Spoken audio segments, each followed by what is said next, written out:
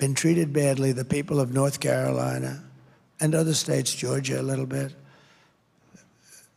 You get some governors that did a great job, but boy, the federal government let you down. I will work for Americans and only for Americans. I want to work for Americans. America first. It's a very simple policy, America first. When we do all of this, you will witness nothing less than the launch of a new American industrial revolution. Thousands of factories will open up all across our land. Great paying blue-collar jobs will lift up those who have suffered so terribly over the past 4 years. You heard the numbers in the auto industry. It's collapsing. Inflation will come down fast. American cars and products will be exported and admired all throughout the world again. Young people will move from the coasts to big cities into the heartlands to build their fortunes on the new frontier of the American Midwest. They're going to move back. Instead of leaving, they're going to be moving back. And I'm telling you right now, standing here in the center of this once great city, that by the end of my term, the entire world will be talking about the Michigan miracle and the stunning rebirth of Detroit. That's going to happen very quickly. With your vote, we will bring back our country, we will rebuild our country, and we will reunite our country with American heart, American grit, and American hands. I want to thank you all for being here. This is a great honor. It's such an important day to me because I've been talking about this subject for so long, and I've watched politicians destroy this area, this state, this city. And it's so easy to fix, so we're going to fix it better than anybody ever thought even possible. So God bless you all. And now I think, on top of all that, I think I have to answer some questions. Can you believe it? So I'll stay here and I'll answer some questions. But thank you all very much, and we appreciate it. Thank you. Thank you.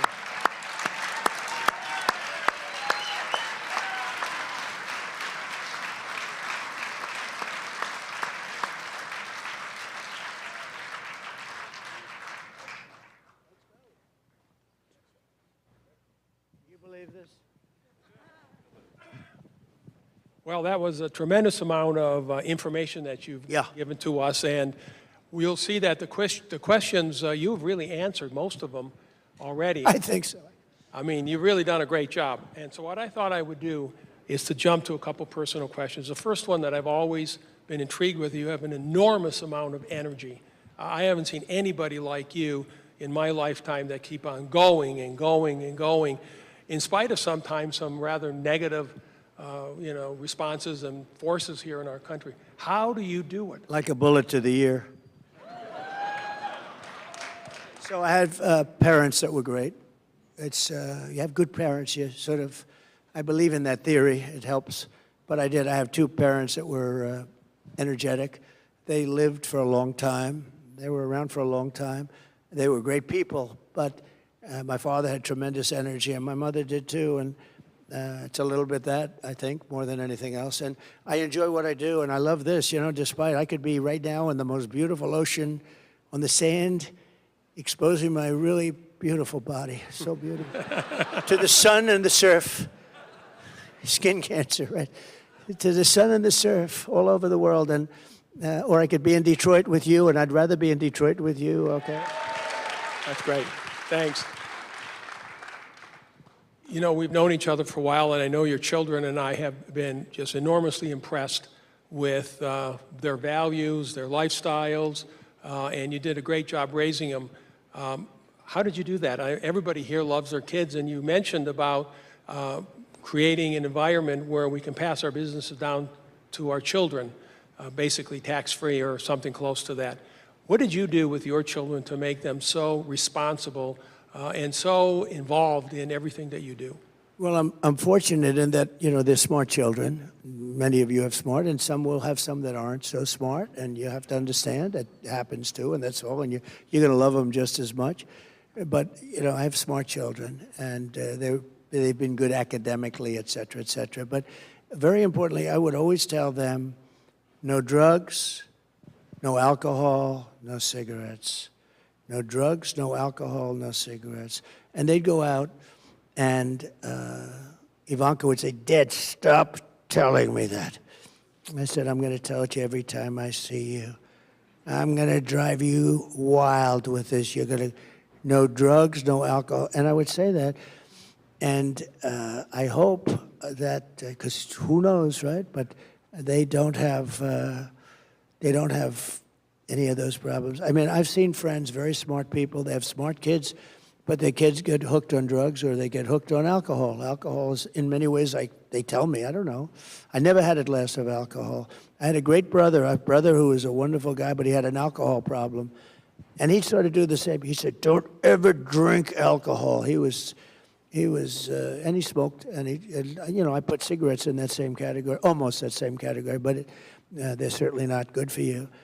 But I would always tell my kids, because I've seen parents that had brilliant children, went to the best schools, they were great, but they got hooked on drugs or alcohol, and they never made it. They couldn't compete, basically. They never made it, and many of them are dead. Many of them die. They die with this fentanyl that's coming in. I'm going to get that problem. I had that problem almost solved with President Xi, by the way, and I said, you have to impose the maximum penalty, or we're not going to, I would always talk about trade. We have the power of trade. And I said, well, we're just not going to get along on trade.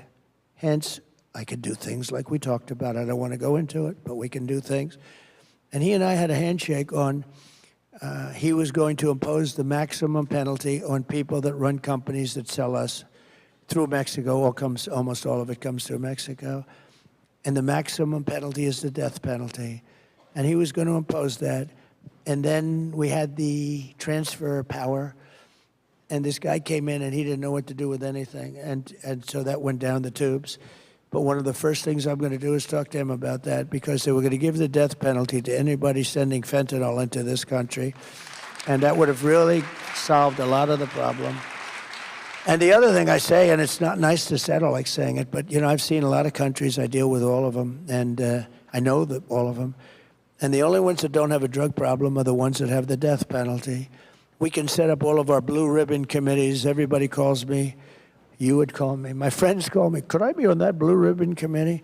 And they'd have a blue ribbon committee on drugs and how to stop, these drug lords who are very smart people, very, very vicious, very smart. And we'll have these people from New York, some dilettantes, and they didn't want to talk about it. They just want to be a part of, whatever it is. The only ones that stop drugs, the only ones, are the ones that have the death penalty. And you have to remember, it sounds horrible, but what's more horrible is what they do to our country, because on average, he or she, male or female, drug dealer, will kill 500 people. And that doesn't include the families that are devastated. I know families that lost a son or lost a daughter. They've never been the same. I mean, they're like different people. You talk to them, and they're just years later. I say, has it gotten better? No, it's gotten worse, they tell me. And there's nothing worse than that, and nothing worse than that. And it's because of drugs. It's because if maybe it's too much for the American people to go with. But I will say this, the only countries that solve their drug problem, China, I went to President Xi, I said, so, first time I met him, I said, do you have a drug problem? No. 1.4 billion people. And why don't you have a drug problem? He says, death penalty, quick trial. What's a quick trial? The dealer is immediately put on trial. They don't have 9 years of legal and then another 9 years of appeals, 22 years later, and then they're released. No, this is, they don't play games, and, it's a tough deal. But he said, quick trial. I said, what is quick trial? Immediate trial. And you know what the drug dealers do? They say, hey, let's get the hell out of here fast. They don't play games. They don't play games. They even send the bullet to the family, and they make them pay for the bullet. They make them pay for the bullet. It's vicious, but they have no drug problem. With 1.4, they had a drug problem for centuries, with the poppy fields, with all the things. But countries were taking them over. They were much smaller. They were being decimated because everybody they had a tremendous drug problem. But it stopped years ago, and it was the death penalty. And I can tell you, we could set up all the committees, blue ribbon, and headed by so-and-so, a society person from Madison Avenue. But I will tell you that it's a waste of time. The only thing that's going to stop, and we got it down. I got it down 19%. That's great, but but it's not like I got it done, and we worked like hell. We had so much security in the border. We had the German Shepherds. There's a certain dog, a certain type of German Shepherd. So they have millions of dollars worth of machinery, and they have a dog, and it's a certain German Shepherd. Some of you know what it is. It has a sense of smell that's so incredible that the machine is nothing by comparison, nothing. And it's incredible to see. I mean, incredible. But we watched it very closely on the border. We had a lot of dogs that did this incredibly well. And we had a lot of very expensive machinery that did it good, not great, but they did it good, not nearly as good, believe it or not. And we had it down about 19%, and that was it. It was very tough. With the death penalty, you would eradicate drugs in this country. But and I talk about it a lot. I say that because maybe people have to get used to it because it sounds harsh. But when you think of it, if they do kill on average 500 people, everybody in this room knows a lot of people that they lost a child, or sometimes a father or mother, but they've lost a child to fentanyl, and that wouldn't have happened if we had the death penalty. But the country's going to have to tell us that they're ready for it, because it's a pretty big step. You mentioned the Abraham Accords and Israel. This community is one of the largest Arab communities in the United States here, Dearborn, Michigan, and we have a thriving and very, very large Jewish community. Upon your inauguration, what will you do to accelerate the Abraham Accords and peace in the Middle East? What can we possibly do at this point in time to change the direction right now and move forward? It's got to change. It's got to change fast. Also, the Abraham Accords, well, we did that. Nobody believed it. We had 4 very important countries early on, and we would have had all of them in. I even make the statement, I said it the other day, I even think we would have had Iran in, if you can believe it. I really believe that, because they were ready to make a deal. Biden lost an unbelievable opportunity, and now they're very rich, and I don't know, they view it perhaps differently, but, I wouldn't necessarily say they're doing so good either. But I will tell you this, we have to have peace throughout the world, and if we don't have peace throughout the world, we're not smart people, because it doesn't make sense. I've stopped a lot of wars from starting. I was very proud of that. People don't know, but there are countries that were going to war, and I stopped them using trade to stop them. I used trade. I threatened trade. I'd say, you're not going to do business with the United States if you do. There's countries that have been fighting for centuries, essentially, and stop, and then they go and kill a lot of people. Crazy, but I've stopped a lot of people. And but the Abraham Accords were very important, and you had really peace. You had the Arabs and the Jews getting along, and those are for the 4 countries. Now, it should have been many countries right now. It's still the same 4. Think of it. When I left, we were going to sign people as fast as you can think, and they could have done the same thing. But they didn't have the talent. They didn't have the administration to do it. And they even agreed it was a good thing. It was a good thing. It was actually a great thing. If I were named Obama, I would have had the Nobel Prize given in 10 seconds. He got the Nobel Prize. He didn't even know what the hell he got it for. Remember, he got elected. Well, so did I. He got elected, and they announced he was getting the Nobel Prize. Remember, he said, "Oh, what did I do?" He didn't know what the hell he did. He got the Nobel Prize for doing nothing, for getting elected. But I got elected too.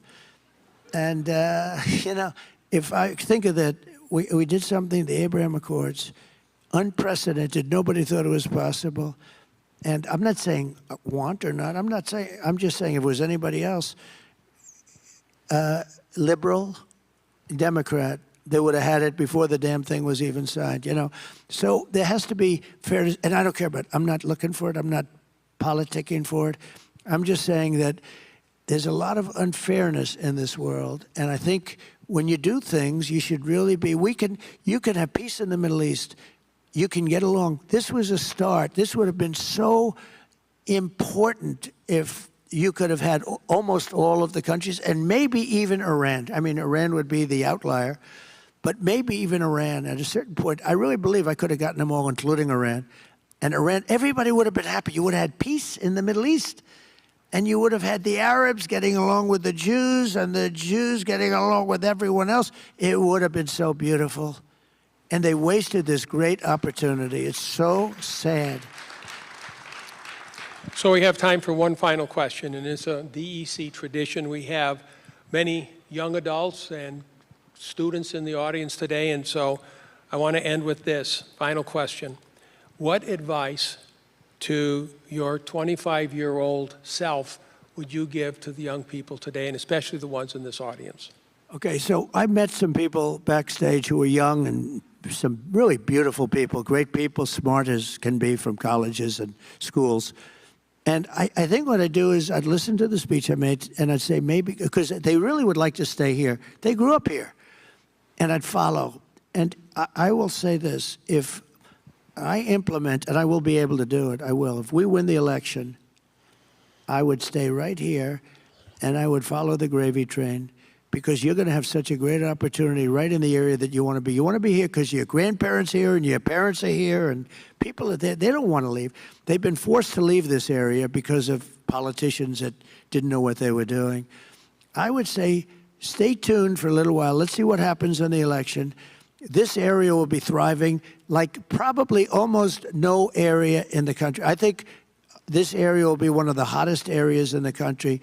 And I think you can stay here. You'll get a great job because we're going to have a lot of opportunities right here in Michigan, and you want to stay here because of your parents. A lot of them really, they told me backstage, I'd love to stay here, but there's no real jobs here.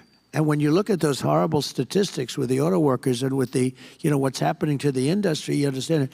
But if we win, I would stay here and you watch what's going to happen. You'll be happy. You'll be happier here than, and I think more successful here than any other place in the country. You will have the American dream. We have to bring back the American dream. You don't even hear that statement anymore. And we have to have the American dream for our young people, and you'll have it right here in Michigan. Mr. President, thank you. I'm looking forward to all those auto plants that I'm going to be building back here in Michigan in the Midwest. It's okay, they all know anyways. Every time you're on TV or on the radio, somebody calls me up and said, oh, the president was talking about you again. Thank you so much. And that's the end of our program today. Thank you all for coming. Let's give the president a standing ovation. That's great. Thank you very much. I don't want to get him involved. But no, they all know. You should be proud of it. Yeah,